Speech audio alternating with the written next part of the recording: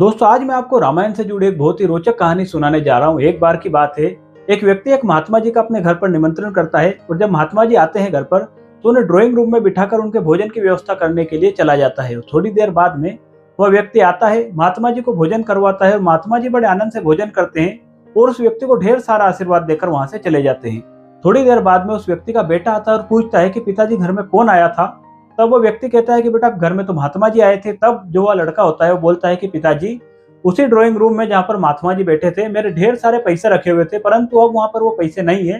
तब जो पिताजी होते हैं वो बेटे को समझाते हैं कि बेटा, महात्मा जी ऐसा बिल्कुल भी नहीं कर सकते हैं, इसलिए महात्मा जी के बारे में सब सोचना बेकार है। और ये बात आई गई हो जाती है और इस बात को पूरा 1 साल हो जाते हैं। और 1 साल बाद वापस वही व्यक्ति उन्हीं महात्मा जी को वापस अपने घर पर भोजन के लिए आमंत्रित करते हैं और वापस महात्मा जी को ड्राइंग रूम में बिठाकर वह व्यक्ति पास की दुकान पर भोजन की व्यवस्था करने के लिए चला जाता है। इसी बीच में उस व्यक्ति का लड़का वहां पर आता है और वो महात्मा जी के हाथ जोड़कर बोलता है कि महात्मा जी, मेरे को आपसे एक बात पूछना है। मैं आप पर कोई इल्जाम नहीं लगा रहा हूँ और आप मेरी बात का बुरा भी मत मानिएगा, बस मैं तो आपसे पूछ रहा हूँ,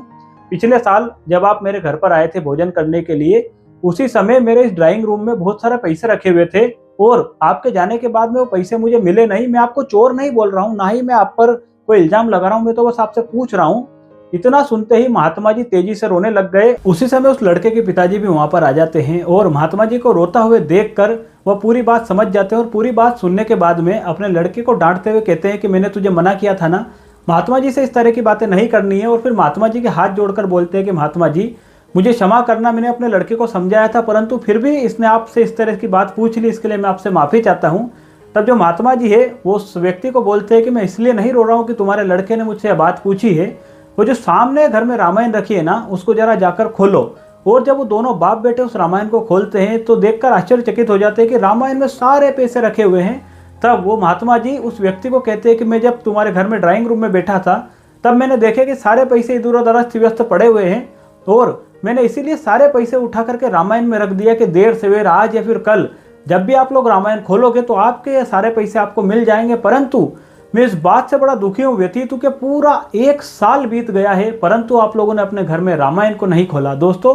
कहानी का सार कहने में यही है कि आजकल हम सब लोगों की स्थिति इस तरह से हो गई है कि हम धर्म मानने वाले तो बहुत हो गए परंतु धर्म को निभाने वाले बहुत कम हो गए। हम सुबह उठकर सैकड़ों बार अपना मोबाइल तो खोलते हैं परंतु हमें महीनों और साल बीत जाते हैं परंतु घर में हम रामायण और गीता जैसी आध्यात्मिक पुस्तकें नहीं खोलते। दोस्तों, समय ऐसा आ गया है कि हम लोग गीता तो सुनते हैं परंतु हम गीता की बिल्कुल भी नहीं सुनते। आज की यदि आज छोटी सी कहानी आप लोगों को पसंद आई हो तो आप इस चैनल को सब्सक्राइब भी कर सकते हैं। याद रखिए, यदि आप कुछ अच्छा सुन रहे हैं तो उसे आप गोपाल कलमोदिया यूट्यूब चैनल पर सुन रहे हैं, इसलिए इस चैनल को सब्सक्राइब जरूर